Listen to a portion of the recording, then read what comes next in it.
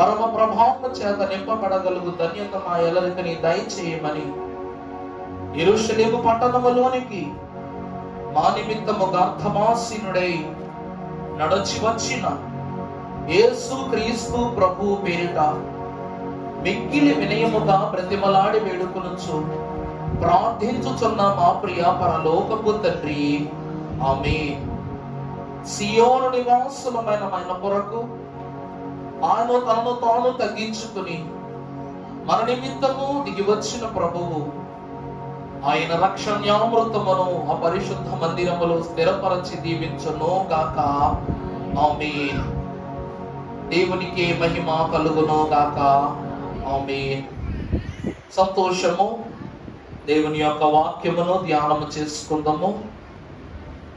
పరిశుద్ధ లేఖన భాగములో నుండి జకరియా గ్రంథము 9వ అధ్యాయము 9వ వచనమును మనము చదువుకుందాము.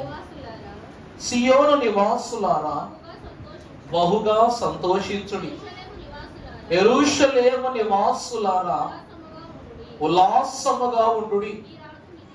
నీ రాజు నీతిపరుడును రక్షణ గలవాడును దీనుడునై గాడిదను గాడిద పిల్లను ఎక్కి నీ యొద్దకు వచ్చుచున్నాడు. ప్రభువునందు దేవుని ప్రియబిడ్డలారా, ప్రతి సంవత్సరము మంటలాది వరం జరుగుతుంది. దేవుడు ఆశీర్వదిస్తే పై సంవత్సరం కూడా జరుగుద్ది. ఆ పై సంవత్సరం ఆశీర్వదిస్తే ఆ పై సంవత్సరం కూడా జరుగుద్ది. మనకు ఇక్కడ మంటలాది వారం జరగటం ప్రాముఖ్యమా, పరలోకములో ఖర్జూరపు మంటలు పట్టుకుని చేసే స్తుతి మనకు ప్రాముఖ్యమా? చెప్పండి. చాలా సంతోషం. ఎప్పటికప్పుడు రాకడొస్తే నేను ఏమాత్రం ఆలోచించకుండా ప్రభువు పిలుపునందుకు వెళ్ళిపోతాను. ఒకసారి చెయ్యొద్దండి. ఆమేన్. చాలా సంతోషం. దేవుని యందు ప్రియబిడ్డలారా, మహాభక్తుడైన దైవజనుడు కూడా ఈ ప్రధానమైన సంగతులను బోధిస్తూ, ఏ భక్తుడు యేసుక్రీస్తు ప్రభువును తలంచనటువంటి ఘనమైన సంగతులను జకరియా మహాభక్తుడు సెలవిచ్చాడట. అందుకే దేవుని వాక్యము పరమగీతములో సెలవిస్తోంది, నల్లని దాననని నన్ను చిన్నచూపు చూడవద్దు. ఈ జకరియా మహాభక్తుడు, హగ్గై, హోషియా ఇలాంటి చిన్న ప్రవక్తలందరూ వ్రాసిన పుస్తకములు చిన్నవే కానీ అందులో ఉన్న మర్మాలు మాత్రము చాలా ప్రాముఖ్యమైనవి. అవి ప్రవచనములు కాదు. బాగా చెప్తున్నాను వినండి. యిర్మీయా ప్రవచించెను, యెషయా ప్రవచించెను, మోషే ప్రవచించెను. ఇలా పరమ భక్తులైన వారు ఎందరో ప్రవచన సంగతులను విపులపరిచారు. కానీ వీరు ప్రవచించలా, అనుసరించారట. ఆ ప్రవచనాలను ఏం చేశారండి? అనుసరించారు. మనము ఆకాశమునందు ఎగురుచున్న గాలిపటమును చూచి ఆనందపడతాము గాని దానిని అంటి పట్టుకుని ఉండి దానిని ఎగురవేయుచున్న దారమును మనం ఏం చేయమట? గ్రహించం. పరమను అంతస్తును అందించు యేసుక్రీస్తు ప్రభువును గాలిపటమును ప్రవచన రూపముల ఆకాశమున ఎగురవేసిన పెద్ద ప్రవక్తలకు ఈ జకరియా వంటి, హోషియా వంటి, హగ్గై వంటి చిన్న చిన్న ప్రవక్తలు ఎవరంట? దారముల సంఘానికి పనిచేశారట. ఎప్పుడైతే బబులోను 70 ఏళ్ల చెర ముగిసిపోయిందో ఆ పెద్ద ప్రవక్తలైన వారి తరువాత 70 ఏళ్ల అనుభవ జ్ఞానాన్ని తీసుకుని వచ్చి మనకు బైబిలు గ్రంథములో చిన్న ప్రవక్తల పాఠాన్ని ఆరంభించారు దేవదేవుడు వీరి ద్వారా. ఈ జకరియా మహాభక్తుడు యెషయా ప్రవచనములో ఒక మాట మనం చూస్తాం. క్రిస్మస్ కాలంలో మనం బహు చక్కగా ఆ యొక్క వాక్య భాగాన్ని మన పిల్లలు అప్పచెప్తారు. ఏమిటంట? ఆయన ఏలయనగా మనకు శిశువు పుట్టెను, మనకు కుమారుడు అనుగ్రహింపబడును, ఆయన భుజముల మీద రాజ్యభారముండును, ఆశ్చర్యకరుడు, ఆలోచనకర్త, బలవంతుడైన దేవుడు, నిత్యుడగు తండ్రి, సమాధానకర్తయగు అధిపతి అని ఆయనకు. యేసుక్రీస్తు ప్రభువునందు దేవుని ప్రియబిడ్డలారా, యేసుక్రీస్తు ప్రభు వారి యొక్క జీవితము ఈ 5 ప్రధానమైన అంశములతో ముడిపడి ఉన్నదట. మొదటిది ఆశ్చర్యకరుడు. ఆయన ఎవరండి?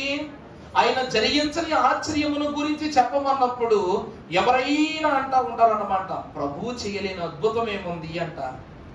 ఇక ఆలోచనకర్త అనే మాటకు వస్తే, ప్రభువు నా తండ్రి చిత్తమే ఈ లోకమును సిద్ధించును గాక, తల్లి ఎదుట అమ్మా నా తరుణం ఇంకా రాలా, నా తండ్రి మాట ఇంకా నాకు బయలుపడలా అని ప్రతి క్షణము ఆలోచన రహితుడై ఘనమైన తలంపుతో ఆయన యొక్క గొప్ప కార్యములను జరిగించారు. అందుకే లెస్సైన జ్ఞానం ఇచ్చువాడు యెహోవాయే అని వాక్యము సెలవిస్తూ ఉంది.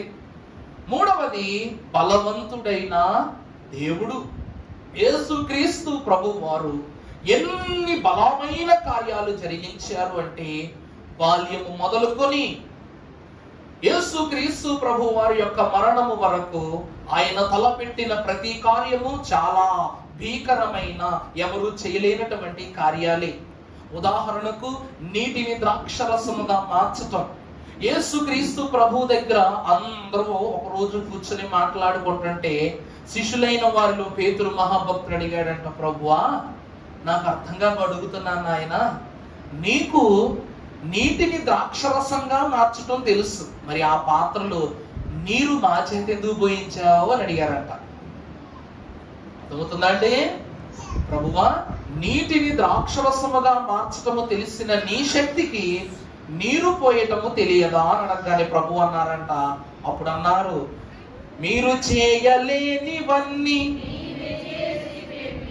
చూసారా? అప్పుడు ఈ మాటను బహు చక్కగా ప్రభు సెలవిచ్చినట్టు అన్నారు, పాత్రలో నీరు నింపటం మనిషికి సాధ్యమే కదండి, అంతే కదా? అది మనుషులకు సాధ్యము, కానీ దానిని ద్రాక్షరసముగా మార్చుట ఎవరికి సాధ్యం? మీరు చెయ్యలేని దానిని నేను చేసి పెడతాను, మీరు చెయ్యగలిగిన దానిని మీ చేత చేయిస్తానన్నారు. అందుకే నీ బలమునకు మించిన పనులు నా బలమే కదా. ఆయన బలవంతుడైన దేవుడు. సంతోషమా? ఆయన బలమునకు మించిన పని ద్రాక్షరసముగా మార్చటం, కానీ వారి బలమునకు మించిన పని, మించని పని నీరును పోయటం. ఆయన అన్ని బలమైన చిన్నదని పెద్దదని ఏం చేయకూడదు, చిన్నదానని నల్లనిదానని ఏం చేయకూడదు, నువ్వు చిన్న చూపు చూడకూడదు. జకర్యా మహాభక్తుడు చిన్న ప్రవక్తే కదా అని ఆయన మార్పులను ఆయన ఏం చెప్తాడులే అని పక్కన పెట్టకూడదండి. యెహెజ్కేలు గ్రంథములో మనకు తెలియని మర్మాన్ని అయ్యగారు చెప్పారు. ఎంత అద్భుతమైన విషయమో చూసారా? మీరు వాక్యాన్ని వినండి. అయ్యగారు మరి తప్పు దోవలో ఉన్న వారికి బుద్ధి చెప్పాలంటే ఏం చేయాలి? ఇక్కడ నుండే మొదలెట్టాలి ఏ ప్రయాణమైనా. అందువలన అయ్యగారు చెప్పిన మాట ఒకటే, తైలమును పిచికారీ చేయుట ఇదేమన్నా దోమల మందా లేకపోతే పురుగుల మందా కొట్టడానికి? ఇది ఏమిటంట? రాజముద్ర. అవమానం చెప్తున్నా వినండి ప్రియులారా. యాజకుని యొక్క హస్తం మనము వాక్యంలో చూస్తాం.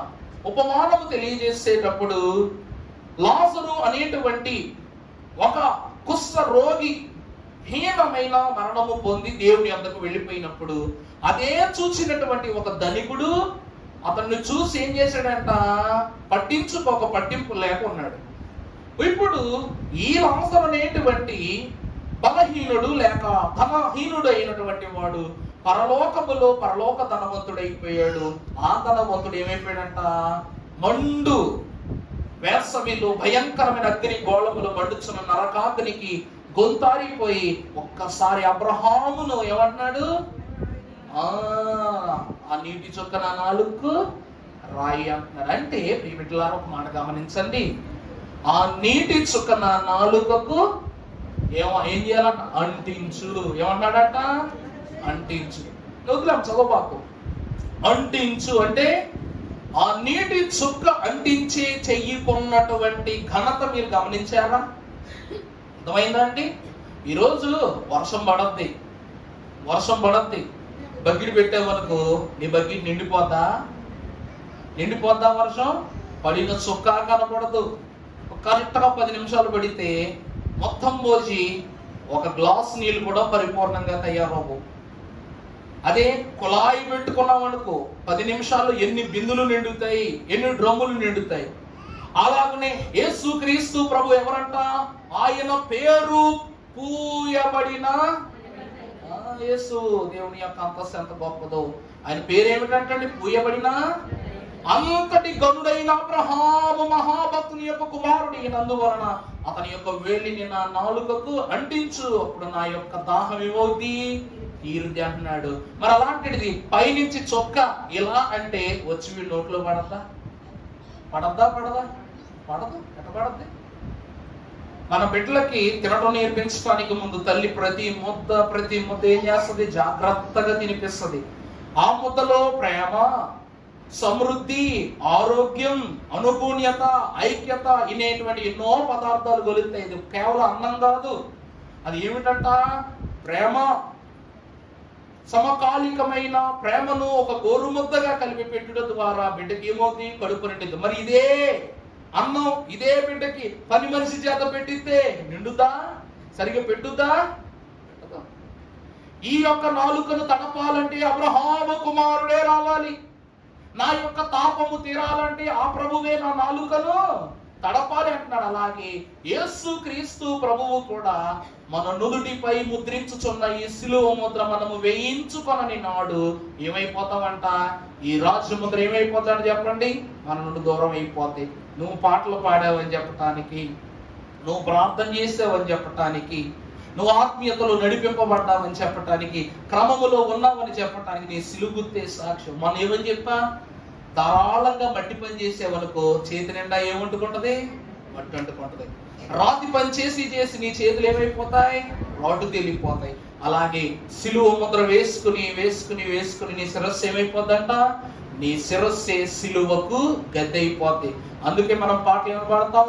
సిలువయ్య నీకిక్కడి గద్దె, ఆ సిలువయ్య నీ పై నుండు. ఎక్కడుందమ్మా? సిలువలు రెండు నిన్ను పై గద్దెకు చేర్చును యుద్ధ సమాప్తికి. సిలువలు మూడా రెండా? దైవజనుడు రెండు సిలువలు రాశారండి మనకి. ఒకటి యేసుక్రీస్తు ప్రభువు మ్రానుగా వేలాడిన సిలువ. రెండవది సిలువయ్య నీకు ఎక్కడి గద్దె. చూసుకోండి, ఇదిగో నొసట. ఇదేమిటంట?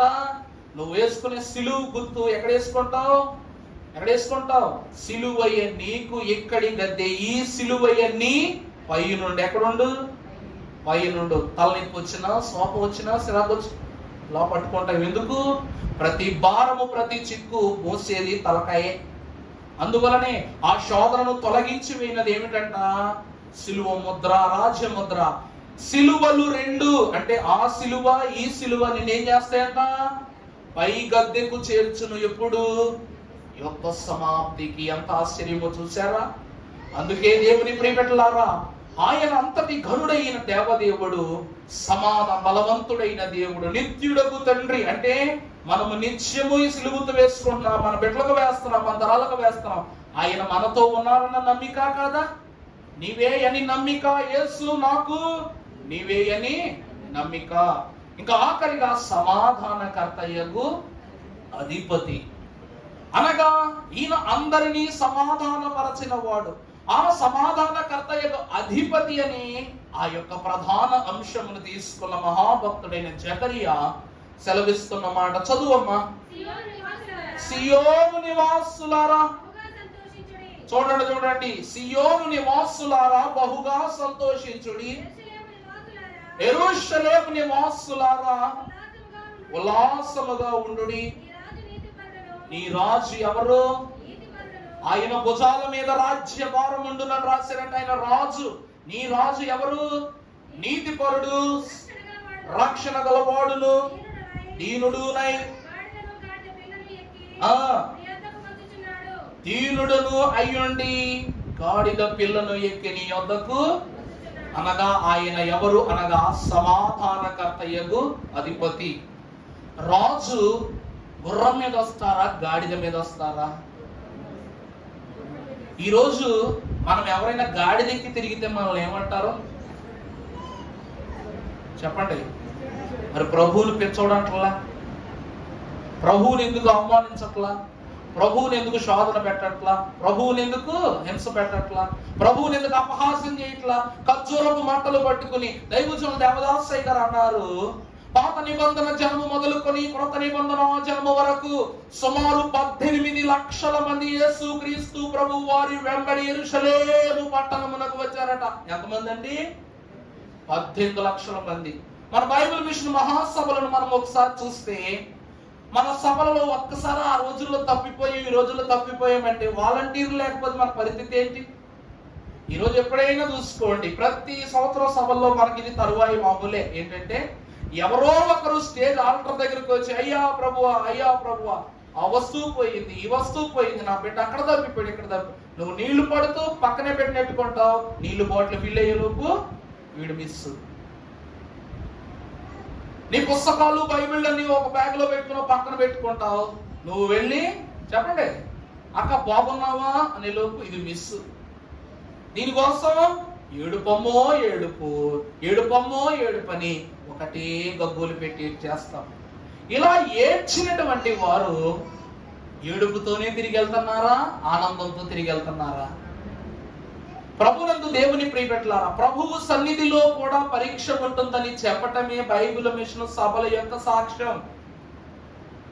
అందుకే దేవుని ప్రియబిడ్డలారా, నిన్ను నన్ను అందరూ అన్ని విడచిన అనగా, నిన్ను నీ బిడల సమయమున కనుగొనలేకపోయినా, నువ్వు తెచ్చుకున్న వస్తువులు నీకు దొరకకపోయినా, ఎన్నడూ నువ్వు విడువనట్టు ఏసే కావాలని వేడుకున్నట్లయితే అక్కడ సమస్తం ఏమైపోతాయట?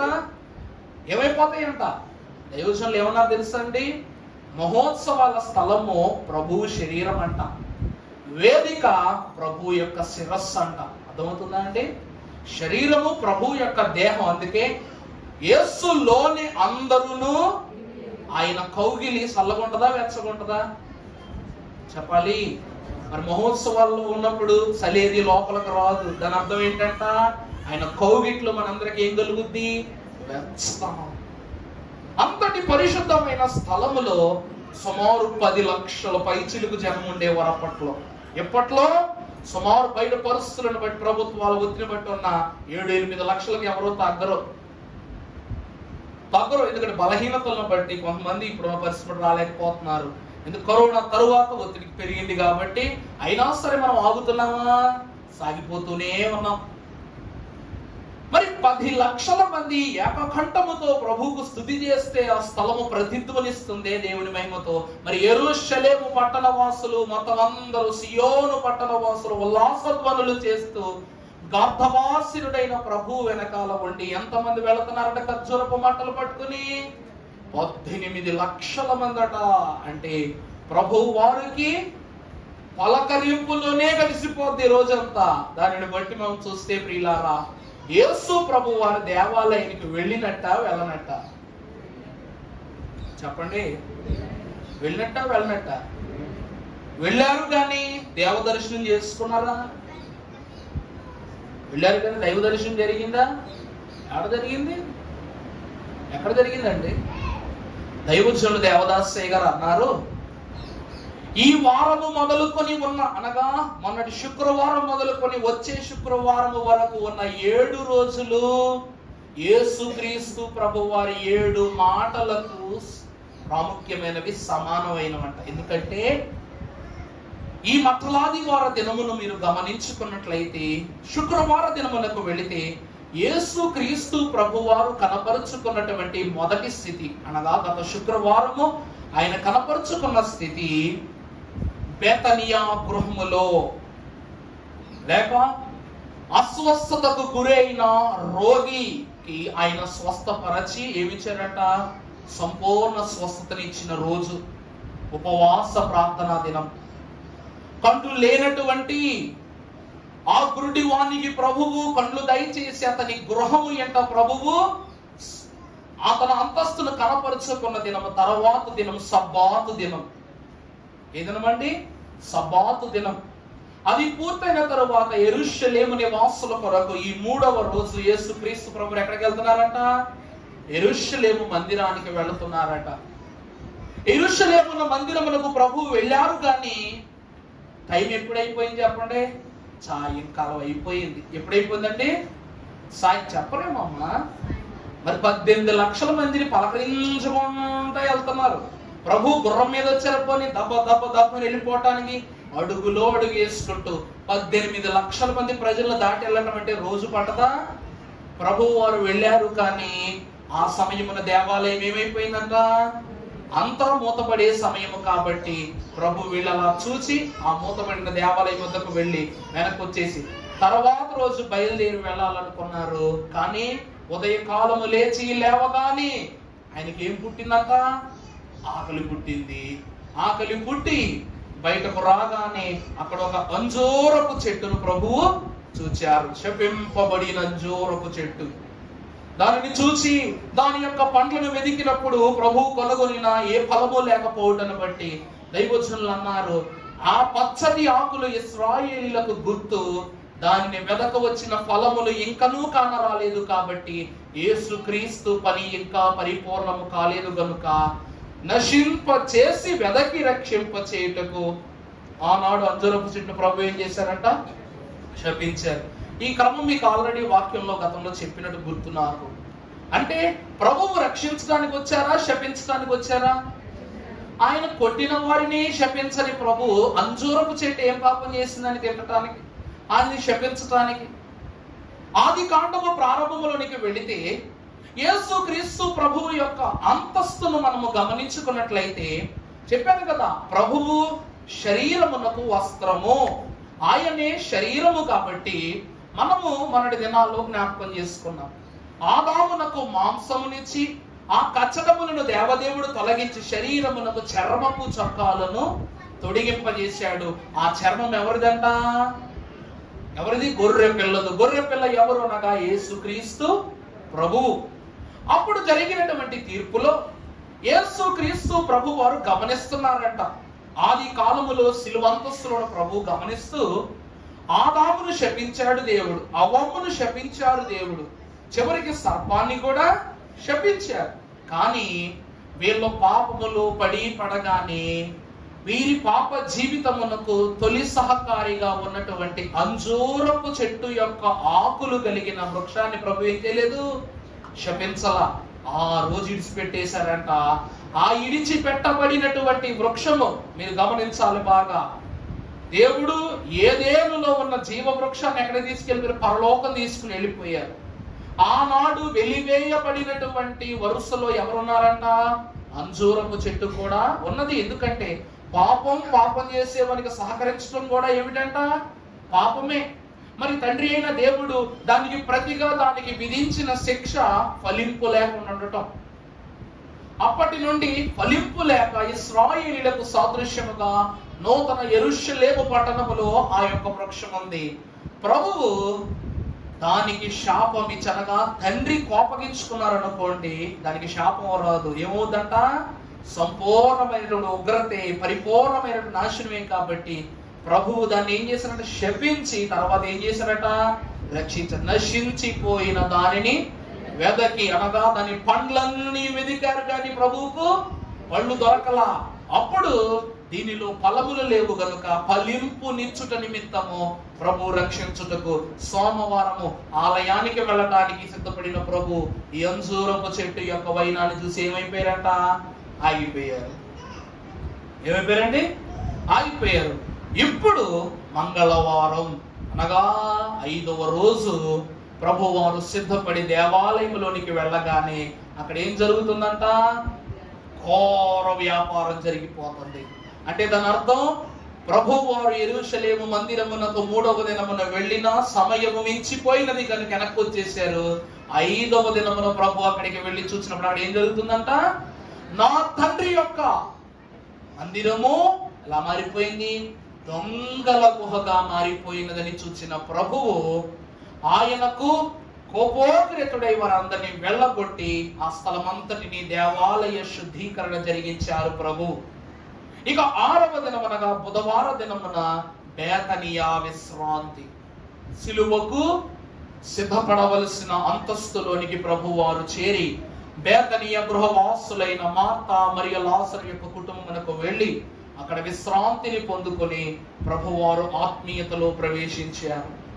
ఇక గురువారం చెప్పనక్కర్లా మనం ఎలాగా ఆచరిస్తున్నది ఏమిటంట?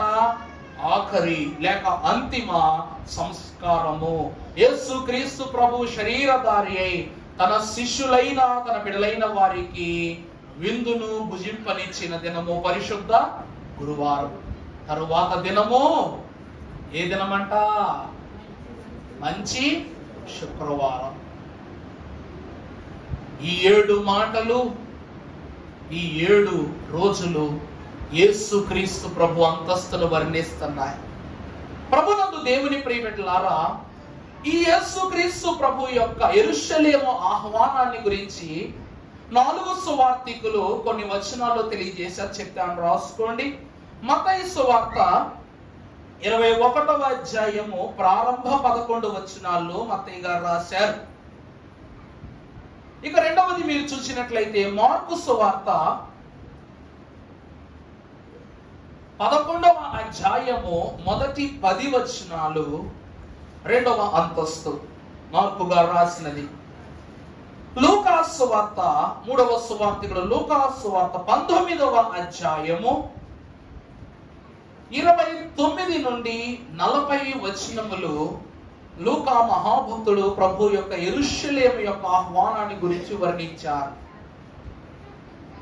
ఇక ఆఖరి సువార్తికుడైన యోహాను 12వ అధ్యాయము 12 నుండి 16 వచనాలలో ఈ సంగతులను వివరిస్తూ ఆయన తెలియచేస్తున్న మాట మనం ఒక్కసారి చదువుకున్నట్లయితే, మరునాడు వచ్చిన బహుజన సమూహం విని ఖర్జూరపు మట్టలను పట్టుకుని జయము ప్రభువు పేరిట వచ్చుచున్న ఇశ్రాయేలు రాజు స్తుతింపబడును గాక అని కేకలు వేసిరి. ప్రభువునందు ప్రియబిడ్డలారా, బహుజన సమూహము అనగా లెక్కింప సఖ్యము కాని జన సమూహము యేసుక్రీస్తు ప్రభు వెలుపట లోపట అటు ఇటు నిలువబడి ఖర్జూరపు మట్టలను చేత పట్టుకుని ప్రభువైన దేవదేవునికి స్తోత్రములు తెలియచేస్తూ వారు ఏం చేస్తున్నారంట? కేకలు వేస్తూ ప్రభువును ఆహ్వానిస్తున్నారట. ఇక్కడ చాలా గుంపులు ఉన్నాయి. 18 లక్షల మంది జనం అంటే దండం పెట్టే ఊళ్ళే ఉంటారా? ఉండరు. అసూయపడు వారు ఉంటారు, ఆశ్చర్యపడిన వారు ఉంటారు, ఆనందపడిన వారు ఉంటారు, ప్రభువును చూచి వేదన పెట్టి ప్రభువును అవమానించాలనుకున్న వారు ఉంటారు, అనుసరించే వాళ్ళు ఉంటారు. దేవుని ఏర్పాటును బట్టి ప్రియ బిడ్డలారా, మనలాంటి అటు వెళ్ళక ఇటు వెళ్ళక ఇటు వెళ్ళక వెళ్ళవాలా వద్దా అని ఆలోచించే మనలాంటి వారు కూడా ఉంటారు. మొదటిగా యేసుక్రీస్తు ప్రభువు యొక్క శిష్యుల గుంపును మనము చూస్తే పరిశుద్ధ వాక్యంలో చూద్దాం. 21వ అధ్యాయం మత్తయి సువార్త 3వ వచనం మనం ఒకసారి చదువుకుంటే, ఎవడైనను మీతో ఏమి అయినను అనిన ఎడల అవి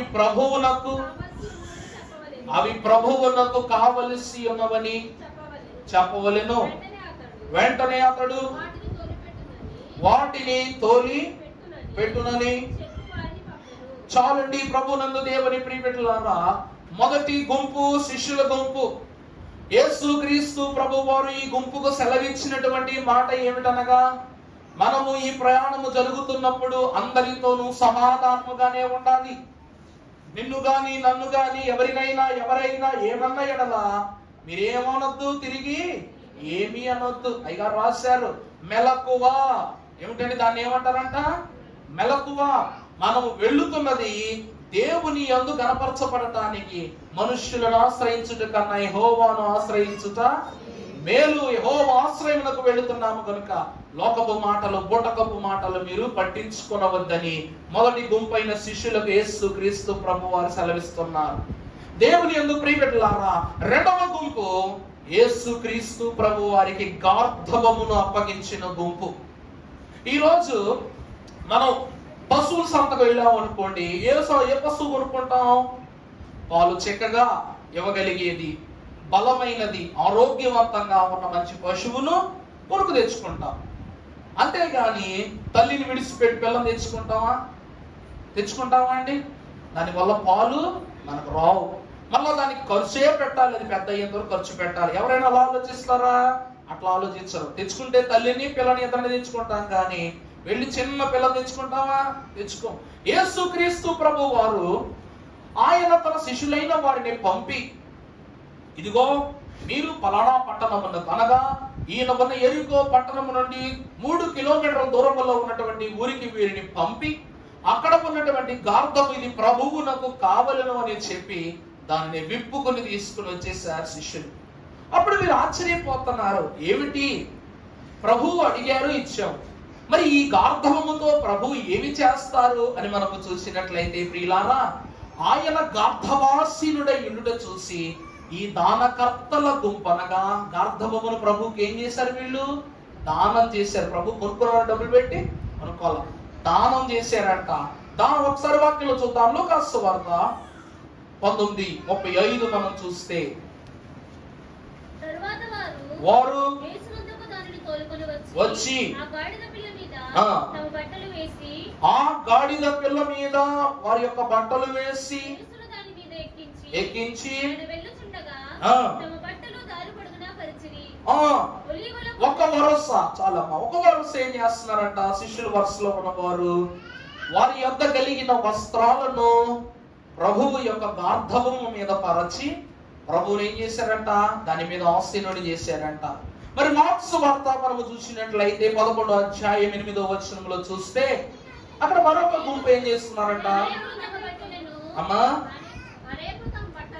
అనేకులు తమ బట్టలను దారి పొడుగున ప్రభువు కూర్చున్నటకు ఆసీనుడై ఉన్న గార్ధవము మీద బట్టపరచిన వారు కొందరు, ప్రభువు నడుచుచున్న మార్గము గుండా బట్టలను పరచుచున్న వారు కొందరు. ఇది మార్క్స్ వార్తలో మాట.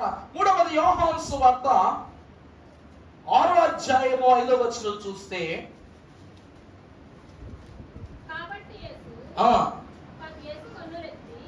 కాబట్టి యేసు కన్నులెత్తి యోహాను 6:5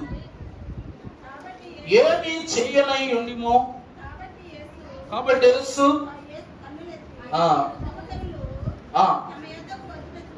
బహుజనులు తమ యొద్దకు వచ్చి చూచి మీరు భుజించుటకు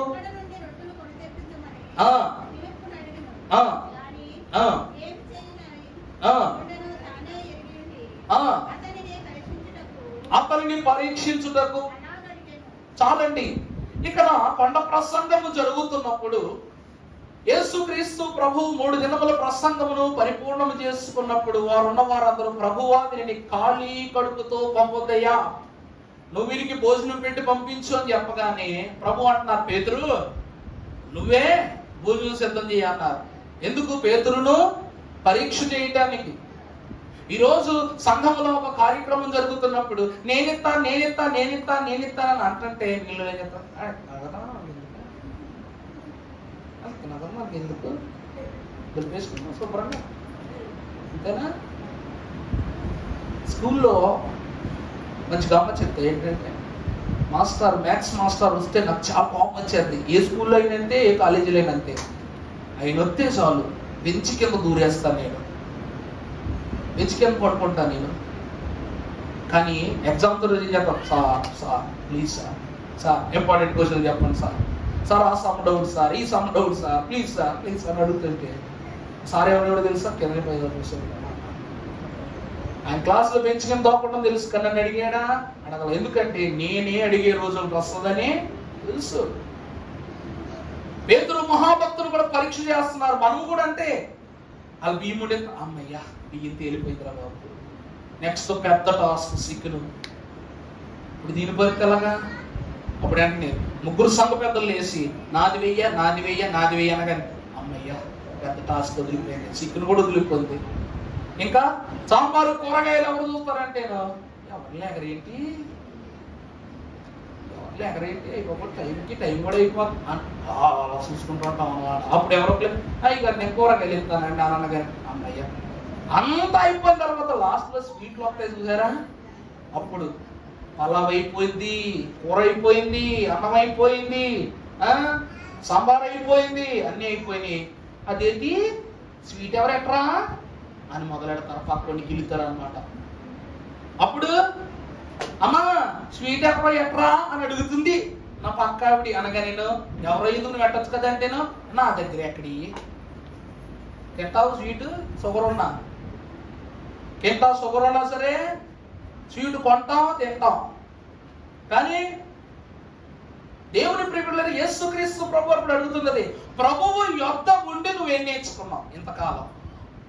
యేసు ప్రభు వారు పెడితే తింటాం, యేసుక్రీస్తు ప్రభు నడిపిస్తే నడుస్తావు, ప్రభువు చెప్పిన చోటుకి వెళ్ళేస్తావు, అంతే తప్ప వెళ్ళిన చోట నువ్వు దేనిని తెలుసుకోలేదా?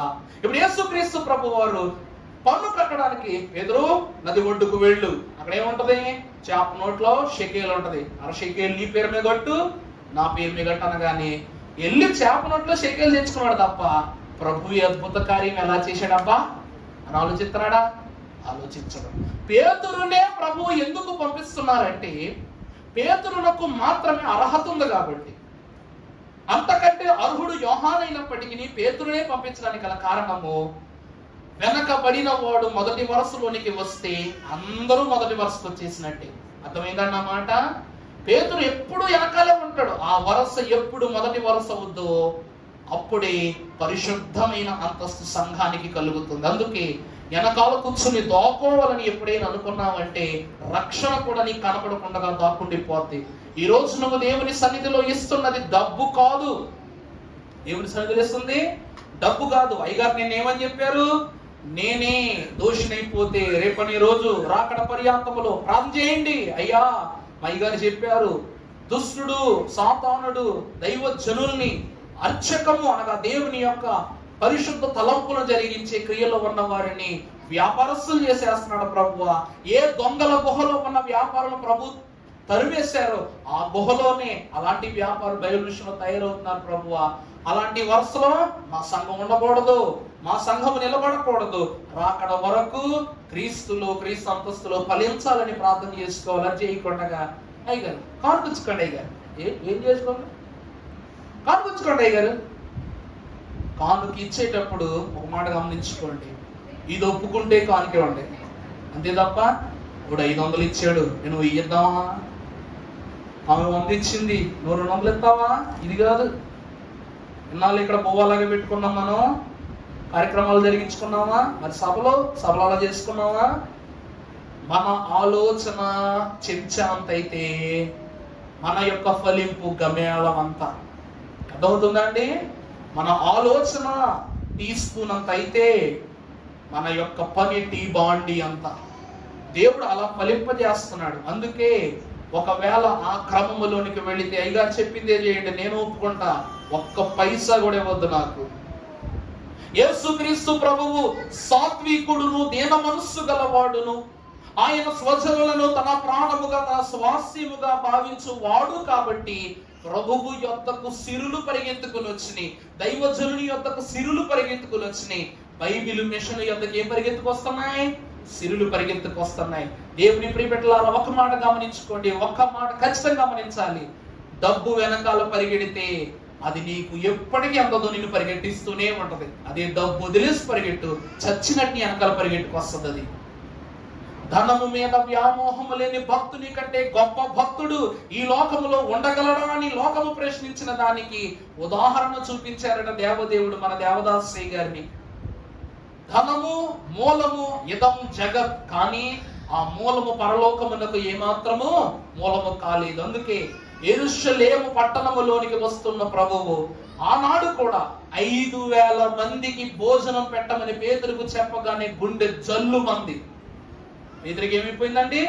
జల్లు మంది. ఇదేంటిది ప్రభు ఎంత మాట చేశారు, 5,000 మందికి భోజనం పెట్టడం సాధ్యమైన పని అని పేతురు మహాభక్తుడు తనలో అంటూ ప్రభు దగ్గరికి వెళ్ళి అడిగాడు, ప్రభువా నువ్వు నా గురించి నన్ను పరీక్ష పెట్టడానికి సిద్ధపరిచావు, నాకు అర్థమవుతుంది నాయన, మరి పరిష్కారం కూడా నువ్వే చెప్పాలనగానే ప్రభు ప్రార్థన చేశారంట. అప్పుడు ఒక చిన్న పిల్లవాడు తీసుకొచ్చిన 5 రొట్టెలు 2 చేపలు ఏమైపోయినాయి?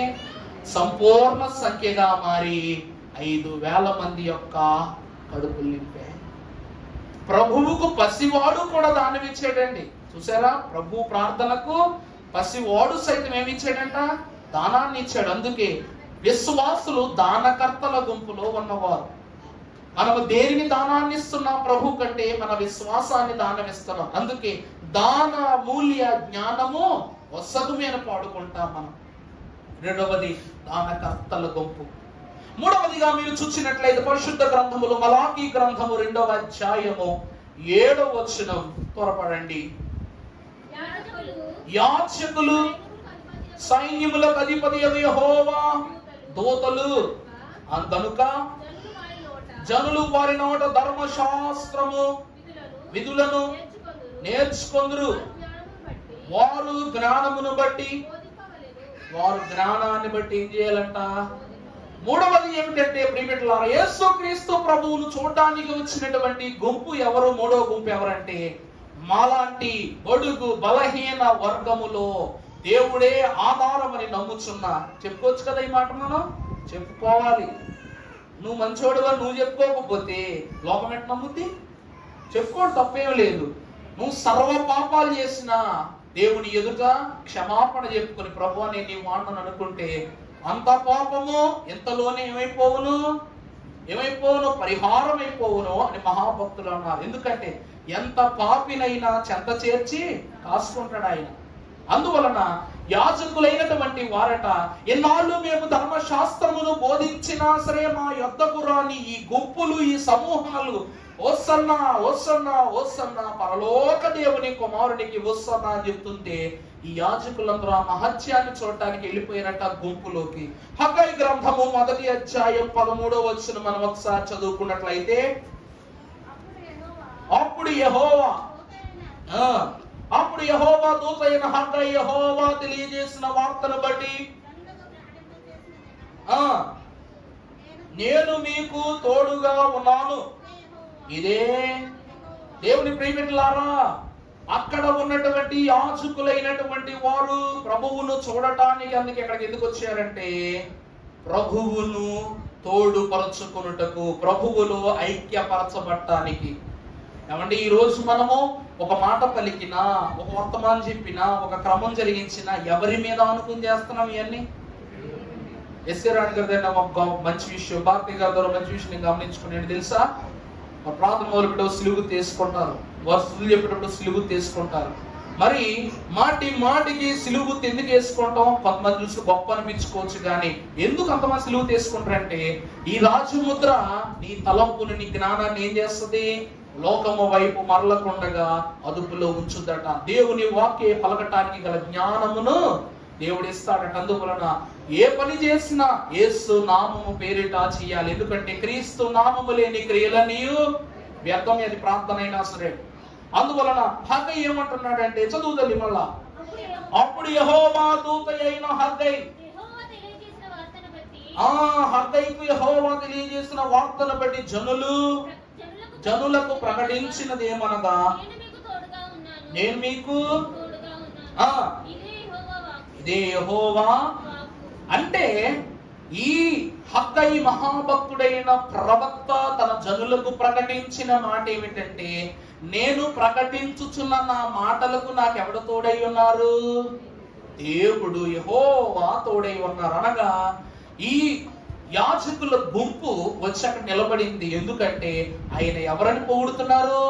హోసన్నా అనగా దేవుని కుమారుడు, దేవుని యొక్క వారసుడు, రక్షకుడు, రక్షణకు పాత్రుడు, ఆయనే మనకు తోడు. ఇమ్మానుయేలు అన్న మాటకు దేవుడే మనకు తోడు. అలాగనని దేవుని కుమారుడు మనకు తోడని ఆ తోడును పొందుకోవటానికి యాజకులైన వారు వచ్చారు. యెషయా గ్రంథం చూసినట్లయితే 29వ అధ్యాయం 10వ వచనం చదువుకుందాం.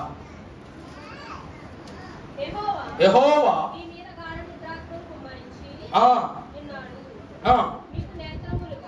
మీకు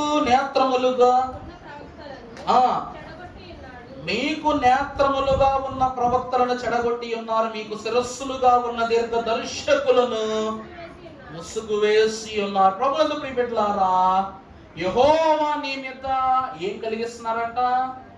గాఢ నిద్రను కుమ్మరించి ఉన్నారు. ఆదాము మహాభక్తునికి దేవుడు గాఢ నిద్ర కలిగజేసింది ఒక కారణాన. ఏంటో తెలుసా అండి? అవ్వమ్మ యొక్క జన్మము తనలో నుండే జరిగిందని ఆదాముకు తెలియకూడదు కాబట్టి. అర్థమైందమ్మా? మా పిల్లలు కొంచెం సైలెంట్ గా తల్లులు. దేవుడు సెలవిస్తున్న మాట ఏమిటంటే, ఆదామును దేవుడు ప్రక్కటి ఎముకను తీసి అవ్వమ్మని చేశాడు. కానీ ఆదాములా ఉందా అవ్వమ్మ? చెప్పాలండి. ఆ మాటలు జాగ్రత్త గమనించండి. యేసు అనగా యెహోవా దేవుని పోలిక చొప్పున ఆదాము అలాగే ఉన్నాడంట. రూపములో గాని, రంగులో గాని అన్నిట్లో ఆదాము గారు ప్రభువుకు సమానుడిగా కనబడుతున్నాడు. కానీ ఆదాములో నుండి తీయబడిన అవ్వమ్మకు ఆదాము లాంటి జుట్టు ఉందా?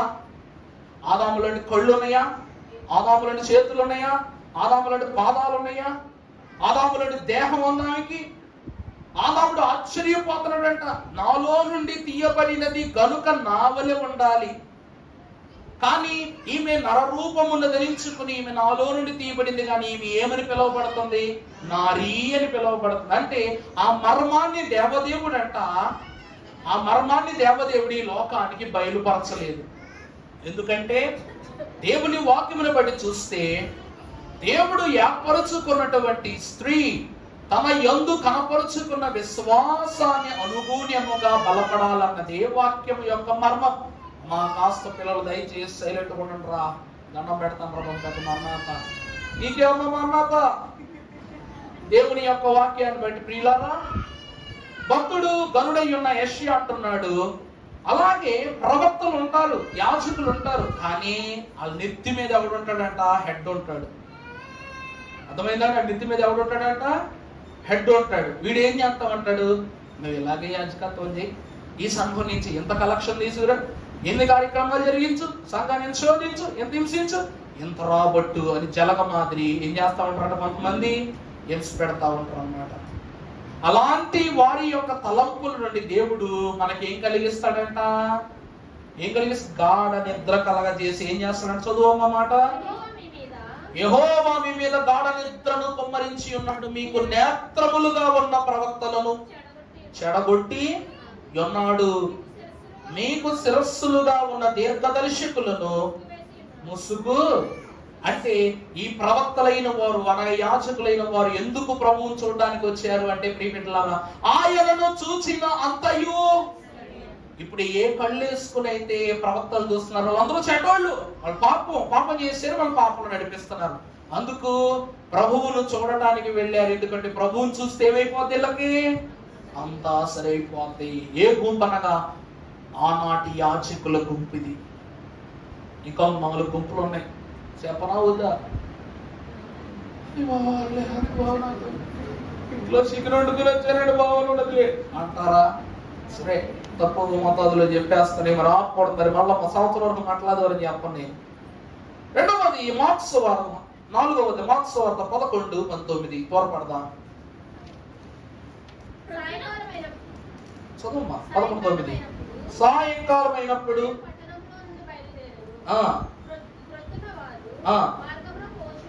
ఉండగా మొదలుకొని ఇప్పుడు పేతురు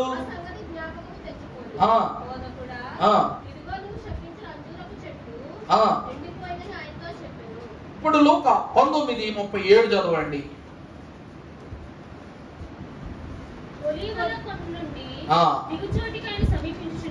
చున్నప్పుడు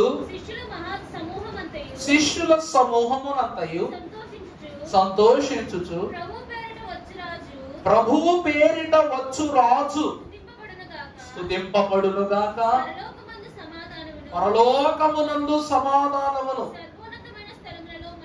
మహిమయు ఉండునుగాక. అమలారా, 4వ గుంపు జయకేతనమును ఎగురవేసిన గుంపు. అనగా ఖచ్చితముగా ఈరోజు బైబిల్ మిషన్ సభలు జరిగిన తరువాత మనకు జయధ్వనులు, అనగా బైబిల్ మిషన్ సభలకు జై కొడతా, బైబిల్ మిషన్ నాయకుడైన దేవదాసయ్య గారికి జై కొడతా, 80 ఏళ్ల పరిశుద్ధ కన్యక అయిన బైబిల్ మిషన్ కన్యకకు జై కొడతా, వీటన్నిటికీ నీ మూలకారకుడై ఉన్న దేవదేవునికి ఏం కొడతాం? జేజేలు కొడతాం. అందుకే దేవుని ప్రియబిడ్డలారా, ఈ రోజు కూడా యూదుల రాజా జయము, ప్రభువుల ప్రభువా జయము, రాజుల రాజా జయము అని జయకేతనమును ఎగురవేస్తూ బిడలైన వారు వీధులంతా ప్రభు యొక్క మహిమను ప్రచురం చేశారు. యేసుక్రీస్తు ప్రభు వారు కొండ దిగి వస్తూ ఉన్నప్పుడు శిష్యులకు ఆయనకు ఎలా కనబడుతున్నారంట? ఇదిగో దేవుని కుమారుడునయ్యున్న రాసయ్యున్న ప్రభువును గూర్చి వారు ఆశీర్వాద అంతస్తును చూస్తూ ప్రభువుకు జయజయలు కొడుతున్నారు ఆ సమూహం అంతా. మనము స్తుతించాలా వద్దా అంటే కీర్తన గ్రంథంలో దావీదు మహాభక్తుడు సెలవిచ్చిన మాట 108వ కీర్తన మొదటి వచనం చూడమ్మా. దేవా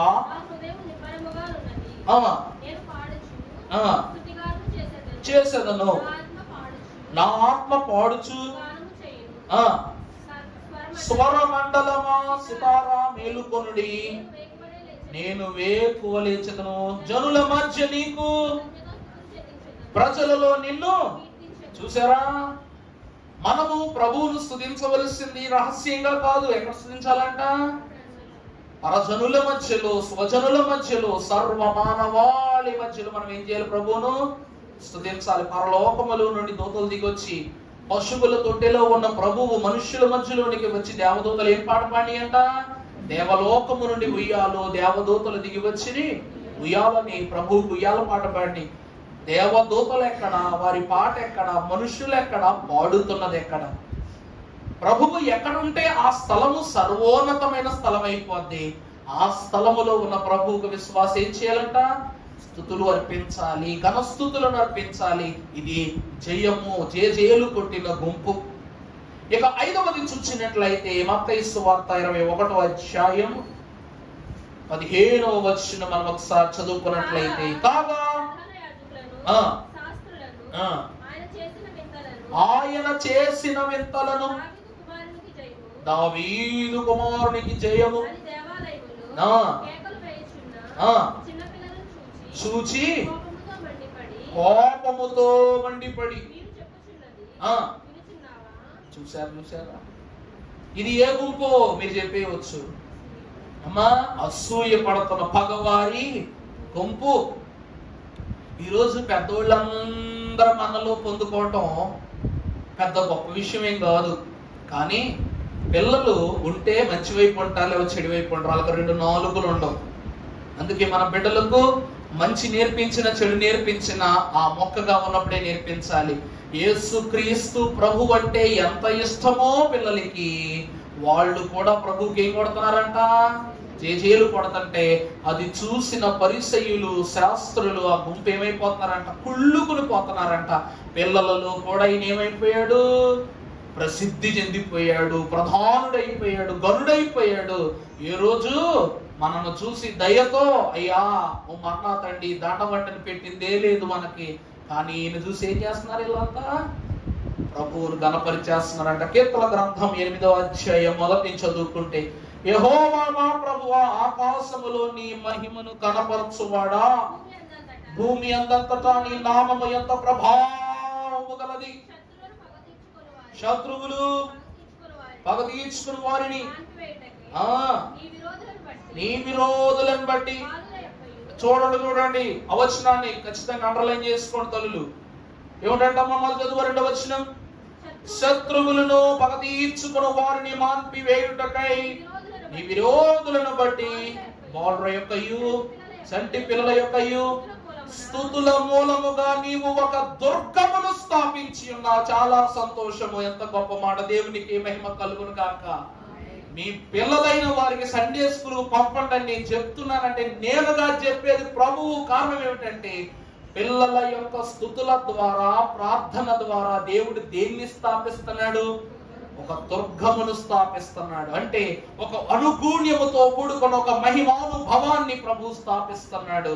ఈరోజు మట్లాది వారానికి పిల్లలే తిరిగారు. కారణం ఏంటి తెలుసా? వాళ్ళు పిలిస్తే పలుకుతాడు కదా ప్రభు. వాళ్ళు పిలిస్తే పలుకుతారు ప్రభు. మనమా నాశన కలిపి ఏమడగరా,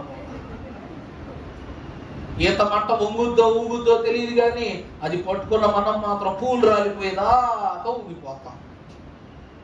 పిల్లలు మాత్రం ఇక్కడ మొదలెట్టారు జేజేలు పడతాం. మేము ప్రారంభం చేసిన మా ప్రార్థన కంటే అది జేజేలే గట్టిగా వినపడండి.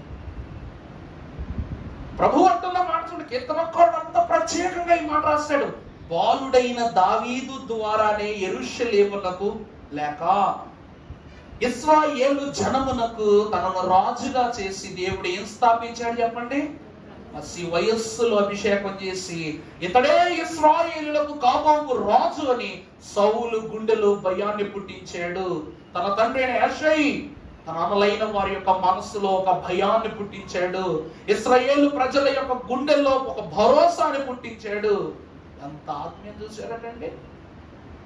దుర్గము అనగా దేవుడు స్థాపింపజేసినది, అది పరలోకము నుండి ఈ లోకమునకు గవినిగా దిగి వచ్చినది. అందుకే ప్రభు అంటారు, వారిని రానివ్వండి, పరలోక రాజ్యము వారిదే, వారిని ఆపటానికి నీకు గాని నాకు గాని ఎవ్వరికి హక్కులే.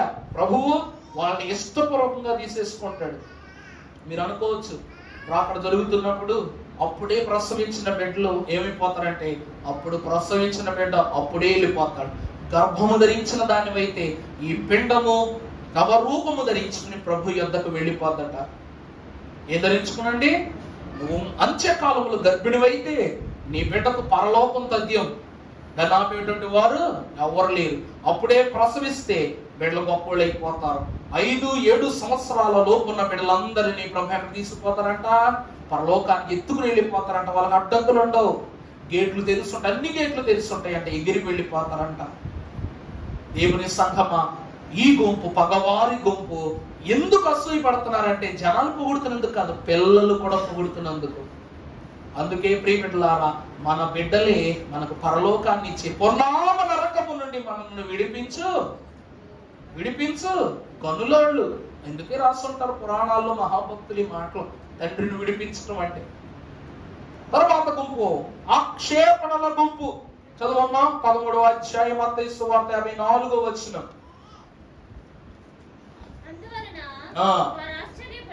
ఆశ్చర్యపడి చూడండి. అంటే యేసుక్రీస్తు ప్రభు వారు చేస్తున్న బోధలు ప్రతి మనుష్యుడు విననుకుంటున్నాడంట. ఏ జ్ఞానం ఇది! దైవజనులు దేవదాసయ్య గారు కూడా ఎన్నో కార్యక్రమాలలో బోధిస్తుంటే అప్పుడు అన్నారట, అక్కడ ఉన్నటువంటి దొరలు, అంటే అయ్యగారి కాలంలో తెల్ల దొరలు ఉన్నారు, ఈ దొరలైనటువంటి వారు కూడా ఏలికలోనే ఉన్నారు. మరో ప్రాముఖ్యంగా చూసుకుంటే మన రాజమండ్రిలో తెల్లవాళ్ళు కట్టిన ఎన్నో ఉన్నాయి, బ్యారేజీలతో సహా. మన బ్యారేజీలు కూడా ఎవరు కట్టి? అప్పటి తెల్లదొర కసర్దార్ కాటన్ గారు ఏం కట్టారట, మన ఊరికి బ్యారేజ్ కట్టారు. వాళ్ళని తిట్టుకుంటాం మనం, వాళ్ళే బ్యారేజ్ కట్టకపోతే ఈ పాటి స్విమ్మింగ్ చేస్తూ ఉండేవాళ్ళు ఎండాకాలం కూడా. మనం అట్లాంటి వాళ్ళు ఏదేదో అంటా ఉంటాం అన్నమాట.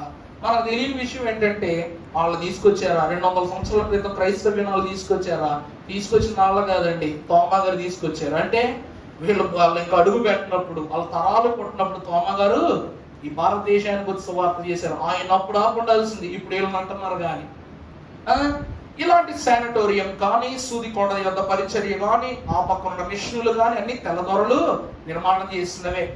అయ్యగారు ఆయన ఒక కడు గూడెము లాంటి ఒక ప్రదేశానికి వెళ్ళి బోధ చేశారంట. ఆ తర్వాత ఆ స్థలము నుండి ఒంగోలు వెళ్ళి బోధ చేశారంట. అప్పుడు ఈయన వెంట వస్తున్నటువంటి ఆ దొరగారు, మీరు ఇంకా ఎక్కడికైనా వెళ్ళాలంటే నేను తీసుకెళ్తానండి అన్నారంట దైవజనులు. అవి వద్దండి, నాకు కాలినడక అలవాటు అని చెప్పి అయ్యగారు వెళ్ళిపోతుంటే, నేను కూడా మీతో వస్తానని దైవజనులు తెలియారంట. అయ్యగారు జీవిత చరిత్ర చదువుకోండి బాబు, ఉంటాయి అందులో. వెళుతుంటే దైవజనులతో నడుస్తున్నంతసేపు కాళ్ళు కొత్తలుగంట ఆయనకి. అందుకే సువార్త నిమిత్తము నీ పాదములు ఎలా ఉండాలి? సుందరములై ఉన్నవి. అర్థమైందండి వాక్యము? సువార్తను ప్రకటించుతున్న నీ పాదములు ఎలా ఉంటాయంట? సుందరంగా ఉంటాయి. అయ్యగారు వెనక నడుస్తూ సువార్త పరిచయం నడుస్తుంటే ఆయన కాళ్ళు ఆగట్లాంటి ఎంతసేపటికి. కానీ కారులో కూర్చుని మనం బయటకు వచ్చేస్తాం అనుకోండి, చాలా దూరం తీసి కారులోంచి అలా కారు డోర్ ఏసీలోంచి బయటకు వచ్చేసరికి అమ్మో అమ్మో అంటే వెళ్ళిపోయి గుక్కుడు మంచినీళ్ళు తాగేస్తాం, వెంటనే సోఫాలో పడిపోతాం. కానీ దైవజనుడితో తెల్లదొరలంటే అసలే కందిపోతారు ఎండల పడ వాళ్ళకి. ఆమె ఆయన వెళ్ళినప్పుడు ఆయన ఒక మర్మాన్ని గమనించాడట. చిన్ని గూడెంలో ఉన్నోళ్ళకి వాళ్ళ విధానంలో చెప్పేస్తున్నాడు ఈయన. పెద్ద చదువుకున్న చదవార్లకు అలాగే చెప్తున్నాడు. తెల్ల దొరలకు కూడా అయ్యగారు ఎలా చెప్తున్నారంట, వాళ్ళ మనస్సును రంజింపజేసే గొప్ప బాధ చెప్తుంటే ఈయన ఆశ్చర్యపోయాడంట. అయ్యా మీకింత జ్ఞానం ఎక్కడి నుంచి వచ్చిందని అడిగారంట. ఎక్కడ అడుగుతున్నట్టే యేసు ప్రభుని అడుగుతున్నట్టు అలాగే అడుగుతున్నారంట. శాస్త్రీయులు అనగా ధర్మశాస్త్ర బోధకుడైన నికోదేము ధర్మశాస్త్రాన్ని బోధిస్తున్నప్పటికీ ప్రతి రాత్రి పూట ప్రభు యొక్క బోధనలు వినడానికి దేవాలయానికి వచ్చేవాడు, ఎవరు కనపడకుండా. అవునా కదండి? ఆయన ఆశ్చర్యపోయాడు. ప్రభువును విమర్శించిన గుంపులు అక్కడికి వచ్చి బోధ విన్నాయి, శోధించిన గుంపులు విన్నాయి. ఏమి తెలిసినా తెలియకపోయినా పిలాతు భార్య అయిన క్లౌదియా కూడా ప్రభు బోధలకు ఏమైపోయినా ముగ్ధురాలైపోయింది. అందుకే అంత నీతిమంతులు అని చెప్పింది. ఇక్కడ మీరు అంటున్నారంట ఏమిటి అనగా, ఈ అద్భుతములు ఇతనికి ఎక్కడి నుండి వచ్చినవి, ఈ అనువైన జ్ఞానం ఈయనకి ఎక్కడి నుంచి వచ్చిందంటే, అప్పుడు అంటున్నారు, నా నామమున నా తండ్రిని ఏది అడిగినా ఇస్తారు. సొలొమోను మహాభక్తుడు, ఇంత అద్భుతమైన రాజ్యాన్ని నువ్వు ఎట్లా స్థాపించావంటే, ప్రభువుతో ఘనుడైన సొలొమోను ప్రపంచానికి చెప్పాడంట, నీవే స్థాపించితివి నీవే పోషించెదవు, నీవే స్థాపించితివి నీవే పోషించెదవు రక్షకానా, వందనాలు శ్రీ రక్షకానా, వందనాలు. సొలొమోను ఏమన్నాడంట, ఈ 40 దినముల 40 వత్సరముల గొప్ప రాజ్య స్థాపించిన ప్రభువే, ఈరోజు జ్ఞానముతో నన్ను పోషిస్తున్నది కూడా ప్రభువే అని చెప్పాడట. దైవజనుడి మాట చెప్పిన తర్వాత తెల్లదొరలు ఆశ్చర్యపోయారు. మేము ప్రభువును స్తుతిస్తున్నాము, కానీ ప్రభువే మిమ్మల్ని స్తుతింపజేస్తున్నాడు. అంత గొప్ప స్థితిలో ఉన్నారని తెల్ల దొరలు కూడా దైవజనుడి చేత సిలుగు తెంచుకుని వెళ్ళారంట. అర్థమైందండి? ఒక తెల్ల దొర మీద వారితో కూర్చోవటం అంటే సామాన్యమైన విషయం కాదు. పాత ఫోటోలు చూడండి అయ్యగారి ఉంటాయి, తప్పక పై వారం నేను డిస్ప్లే చేస్తాను, లేకపోతే ఈ పరిశుద్ధ వారంలో డిస్ప్లే చేస్తాను అయ్యగారి ఫోటోలు. తెల్ల దొరలతో కూర్చుంటారు అయ్యగారు. కారణం ఏమిటి తెలుసా? దైవజనుడు, దేవుడు అంత పరిశుద్ధుడు. భక్తులే అంటారుగా, మోకాళ్ళు నలుపెక్కితే ముఖం ఏమెక్కుద్దంట? మా శరీరాలు తెలుపు గాని మీ ముఖము ప్రకాశిస్తున్న ముఖం, మీ ముఖమునకు మా ముఖము సమానము కాదని అయ్యగారి కృషి చేశాడంట. దేవుడే కృషి చేశాడు అయ్యగారికి. అందుకే ఇది ఆక్షేపణల గుంపు. ప్రభువు యొక్క కార్యాలు, మాటలు అవన్నీ చూసి ఆశ్చర్యపోతున్నారంట. ఇక చివరి గుంపు మనం చూసినట్లయితే ముగించేసుకుందాం. పరిశుద్ధ గ్రంథములో నుండి పరిశుద్ధుడైన దేవదేవుడు ప్రకటన గ్రంథం 3వ అధ్యాయం 21వ వచనం చదువుకుందాం. నేను జయించి నా తండ్రితో కూడా ఆయన సింహాసనము యందు కూర్చుండి ఉన్న ప్రకారం జయించు వారిని నాతో కూడా నా సింహాసనమునందు నేను వారిని ఏం చేస్తా? కూర్చుండనిచ్చేదని. మొదటి యోహాను రాసిన మొదటి పత్రిక 3వ అధ్యాయము 2వ వచనం మనకు ఒక మాట, ప్రియులారా ఇప్పుడు మనము దేవుని పిల్లమై ఉన్నాము, మనమికము ఏమవుదుమో అది ఇక ప్రత్యక్షపరచబడలేదు గాని ఆయన ప్రత్యక్షమైనప్పుడు ఆయన అన్నట్లుగానే ఆయన చూతుము గనుక ఎరుగుదుము. ఇది ఏ గుంపు అంటే జయము పొందుకున్న గుంపు. అంటే ఏ గుంపు తెలుసా? మనమే. గట్టి చెప్పండి. అందరూ ఒకసారి కీర్తన పాడితేనే కినాలని ఉంది. మరి ఏ చరణం అంటారు అమ్మా? పాడమ్మా. జయము రాక పూర్వమునే జయమను జనులకు జయమౌను, స్తుతించు జనులకు జయమౌను, ప్రకటించు జనులకు జయమౌను, ప్రకటించు జనులకు జయమౌను. జయము జయమని బలవరించిన జయమే బ్రతుకెల్లా,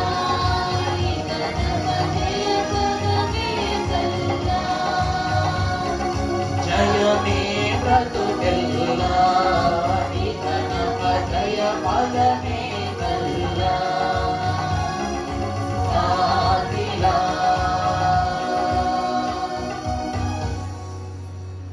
జయము రాక పూర్వమే జయమను జనులకు. అమ్మ చదువమ్మా. యోహాను రాసిన మొదటి పత్రిక 3వ అధ్యాయం అవచనం చదువు తల్లి. 2వ వచనం, ప్రియులారా ఇప్పుడు మనము అనగా జయము రాక పూర్వమే జయము. అర్థమైందా? మనం ఏమై ఉన్నాము ఇప్పుడు? దేవుని పిల్లమై ఉన్నాం. మనం ఇంకా ఏమవుదుమో? జనులకు జయమవును లేదు, కానీ ఆయన ప్రత్యక్షమై ఉన్నప్పుడు ఆయన అన్నట్లుగానే ఆయనను చూతుము గనుక అది ఆయనను పోలియుందుమని ఎరుగుదుము. అర్థమైందా అండి? ఆయనను చూడక మునుపే చూచినట్లు, ఆయన రక్షణ పొందక మునుపే పొందినట్లు, ఆయన అంతస్తు గల రాజ్యములోని ప్రవేశించక ముందే ప్రవేశించినట్లు మనము ఆయన గుంపులో చేర్చబడిన వారమని నమ్మితే జయమే బ్రతుకెల్లా. అర్థమైందండి? ఆయనను పోలియుందు అంటే దాని అర్థం ఏంటి? ఆయన పొందిన జయము మన జయము, స్మరించిన జయము, తరించిన జయము, ప్రకటించిన జయము, మన చిక్కుల మీద వేసిన జయము, మనదే అని రాసుకున్న జయము సద్విలాస్. జయమే బ్రతుకెల్లా. ఇక జయ పదం అనేటువంటిది ఏమైపోదంట? కల్లా. ఇక మాటలుండవు. ఎంత అద్భుతంగా చూసారా? యెరూషలేము మందిరములోనికి వెళ్ళిన ప్రతి గుంపు పరలోకపు గుంపులోనికి ప్రవేశించుటకు ఆశపడినటువంటి గుంపులే. దైవజనుడు దేవదాసయ్య గారు అన్నారు, బైబిల్ మిషన్లోనికి రండి, బైబిల్ మీలోనికి వస్తుంది అన్నారు. అయ్యగారు ఏమన్నారండి? ఈ బైబిల్ మిషన్లోనికి మీరు రండి, బైబిల్ ఎక్కడికి వస్తుందంట? మీలోనికి వస్తుంది. మీలోనికి వచ్చిన బైబిల్ మిషన్ను భద్రపరచుకోండి. ఇది మిమ్మల్ని పరలోకములో ఏం చేస్తుందట? భద్రము చేస్తుందట. బైబిల్ మిషన్ని ఎక్కడ ముద్రించుకోవాలి? మన మనస్సులో ముద్రించుకోవాలి. మనస్సులో ముద్రించుకొని శాంతి నిత్తుము అన్నారు. యేసు ప్రభువామా హిత బోధకుండా దేవుని సంఘమా, పరిశుద్ధ సంఘమా, ఈ ప్రధానమైన 7 గుంపులు, 7 అంతస్తులు. మనము విశ్రాంతి బుధవారాన్ని గురించి మాట్లాడుకున్నాం. రాబోయే బుధవారం ఆ రోజు ఏమి జరిగిన రోజు అనగా 7 విషయాలు జాగ్రత్తగా గమనించండి. ఇస్కరియోతు యోధ ప్రభువును గురించి శాస్త్రులతో పరిశీలతో బేరం పెట్టిన రోజు. అర్థమైందా అండి? ఏ రోజు అండి? నిశ్శబ్దమే బుధవారం అంతా. బుధవారం అంతా ఏం జరుగుతుందంట? నిశ్శబ్దమే. అనగా ఒక చెడు జరగటానికి ముందు, ఒక శోధన సంభవించడానికి ముందు ఉండేటువంటి సైలెన్స్ ఆ రోజు ఎవరికి తెలియకుండా ఇస్కరియోతు యోధ వెళ్ళి బేరసారాలు జరుపుకుని వచ్చిన రోజు. అనగా ప్రభు అంటున్నారు, ఈ 40 దినాలు పాపం అనే దానికి బేరం పెట్టుకుంటే ఆ బేరం మీ పాలిట భారం అవుద్ది. ఆ భారమే మీ పీకకి ఏమవుద్దంట? మీ చావును చూచే దారం అవుద్దంట. అర్థమైందండి? రాహాబును విడిపించిన దారము నీ పీకకు చుట్టుకుని దారం అయిపోతే చూడండి, నిజమా కదా? ఇస్కరియోతు జ్వర జరిగింది అదేగా. బేరం పెట్టుకున్నాడు, పాప భారం తెచ్చుకున్నాడు, తాడు తీసుకుని దారం చుట్టుకుని ఏమైపోయాడంట?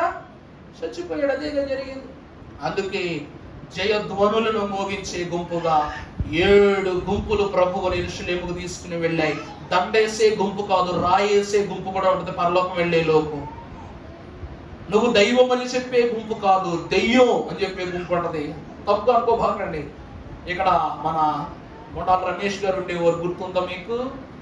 వాళ్ళ మనవరాలు, పెద్ద కూతురాలు పాప నన్ను పాస్టర్ మాయా పిలుస్తుంటున్నాను. ఎప్పుడు పిలుస్తుంటే ఈవిని ఇక్కడ స్కూల్లో వేసారని పిల్లని కొన్ని రోజులు స్కూల్లో వేస్తే అక్కడ మా టీచర్ అమ్మ చెప్పిందంట.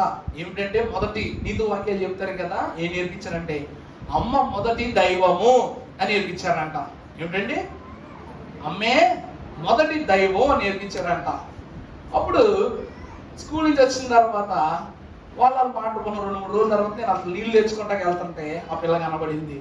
అన్నయ్య ఇదిగో పిల్ల ఏదో నేర్చుకున్నంట, ఒకసారి చెప్పమని చెప్పంటే, ఏమమ్మా స్కూల్లో నీకు ఏం నేర్పించారు అంటే, టీచర్ నేర్పించింది అంత. ఏం చెప్పంటే, అమ్మ మొదటి దెయ్యము అందన్నమాట. ఏమంది? దైవం కాస్త దెయ్యం అయిపోయింది. అంటే టీచర్ అమ్మ చెప్పింది ఒకటి, ఆ పిల్లకి అర్థమైంది మాత్రం కరెక్ట్. ఎందుకంటే వాళ్ళ అమ్మ పెడతానే ఉంటుంది. అందుకే ఆమె అనుకుంది, ఇంకా మా అమ్మే నా మొదటి దెయ్యం అనుకుంటున్నాను అన్నమాట. దేవుని ప్రియమిత్రులారా, అర్థం ఒకటే, తలొచ్చే తలంపే. ప్రభువుకు 6 వరసలు మంచి వరసలు ఉన్నాయి, కానీ ఒక్క వరుస సరిపోదా చెడు వరుస ఉండటానికి? అందుకే అంటున్నారు ప్రతి చోట దండలు దొరకవు, కొన్నిసార్లు దెబ్బలు కూడా తప్పవు అన్న. ఏ ప్రభువును చేయధ్వనులు చేస్తూ 18 లక్షల మంది ప్రభువును అక్కడికి తీసుకుని వెళ్ళారు. 4 రోజుల్లో అదే ప్రభుని ఏమంటున్నారు? ఏమన్నారు? సిలువ వేయండి అంటున్నారు. పరలోక మంటలాది వారములో గవినిలో చేర్చబడేటువంటి గుంపు సంఖ్య మనము చూస్తే 1,44,000. 18 లక్షల మంది పరలోకములోనికి వెళ్ళేసరికి ఎంతమంది అయిపోయారంట? ఎంతమంది అయిపోయారు? పంట ప్రాంతంలో 1,44,000 మంది ఇశ్రాయేలీలు అయిపోయారు. ఇక్కడ ఇశ్రాయేలీలు అక్కడికి వెళ్ళేసరికి గోత్రానికి 12,000 మంది చొప్పున 12 144,44,000. మరి మిగిలిన వాళ్ళందరూ ఏ గుంపులోకి వెళ్ళిపోయారంట? శాపకృత గుంపులోనికి వెళ్ళిపోయారు. మనం ఏ గుంపులో ఉండాలో మనమే నిర్ణయించుకోవాలి. ఏ గుంపులోనికి వెళ్ళాలో మనమే నిర్ణయించుకోవాలి. దైవజనులు దేవదాసయ్య గారు అన్నారు, గుంపు సొంపైన ఇంపునిస్తుంది, అది నింపునిచ్చు దినమే పరలోక రాకడ సమయం అన్నారు. అర్థమైందండి? నువ్వు దేవుని గుంపులో ఉంటే సొంపైన ఇంపునిచ్చి నిన్ను రక్షణతో నింపి దేవుడు ఏం చేస్తారంట? ఆయనతో తీసుకెళ్ళిపోతారంట. నీ గుంపు కానీ లోకం వైపు మళ్ళింది అనుకోండి, నింపుదల ఉండదు, ఇంకా దింపుదలే ఉంటది. అందుకే ప్రియబిడ్డలారా, దైవజనుని యొక్క కటాక్షమానమైన ఈ 7 గుంపులు, 7 దినములు, ఈ పరిశుద్ధ వారం ప్రాముఖ్య నియముగా ప్రభు మన యందు ప్రసిద్ధి చేసి మనందరిని అలంకరింప చేయును కాక. ఆమేన్. ప్రతిసారి వర్తమానం అనగానే ఒక అరగంటలో దేవులు చేస్తున్నా, మిమ్మల్ని బట్టి దేవులు చేస్తారు. కానీ పండగ రోజు కూడా విసుక్కుంటే మీరు 7 గుంపుల్లో ఏదో గుంపులు ఉండక మానరు. ఇది నేను చెప్తున్న మాట కాదు. బాబాయ్ గారు మాకు వర్తమానం చెప్తే మనస్సులో చాలా మందికి కాళ్ళు నొప్పిపోతున్నాయి, ఏళ్ళు నొప్పిపోతున్నాయి అని ఉన్నా కూర్చున్న చోటు నుంచి కదలరు. ఎందుకో తెలుసా? మేము అయ్యగారి వర్తమానం వినడానికి వరాలా, దేవుడు చెప్పుచున్న విషయాలు దైవజనుని ద్వారా మాకు వినపడుతున్నాయి. ఆ మర్మములో ఒక మర్మమైనా పోతే మేము నష్టులమైపోతామని ఆ కూర్చున్న స్థలంలోంచి ఎవరు కాకాంత తోటలో కదలరు. కారణం ఏంటో తెలుసా? రైళ్లే దాటిపోతాయి. కెసిరాడి గారిని అడగండి. మేము ఈస్ట్ కోస్ట్కి రావాలనుకుంటాం, కానీ దేవుడు తలంచిన ఫాస్ట్ ప్యాసింజరే ఎక్కుతాం మేము. కారణం ప్రభువు రాకడ అక్కడే జరిగిందంటే మాకు దీవెన కాదా? దీవెన కాదండి? దేవుడు స్థాపించిన కాకాని స్వస్తిశాలలోంచే పరలోకానికి వెళ్ళిపోయామంటే ఎంత ధన్యతో. అందుకే మేము అన్ని వేళలా అన్ని అంతస్తులను పొందుకునే రావాలని ఆశపడతాం. మీకు అటు అంతస్తే ఉండాలి. ఇక్కడి నుంచే పరలోకం వెళ్ళాలని రాసి పెట్టుకుంటే అంతకంటే గొప్ప భాగ్యం ఏమీ లేదు కనుక పండుగల రోజైనా వాక్యాల విషయంలో కాస్త స్థిరంగా ఉండండి. అందుకే 35 రోజు 34 రోజులు అయింది.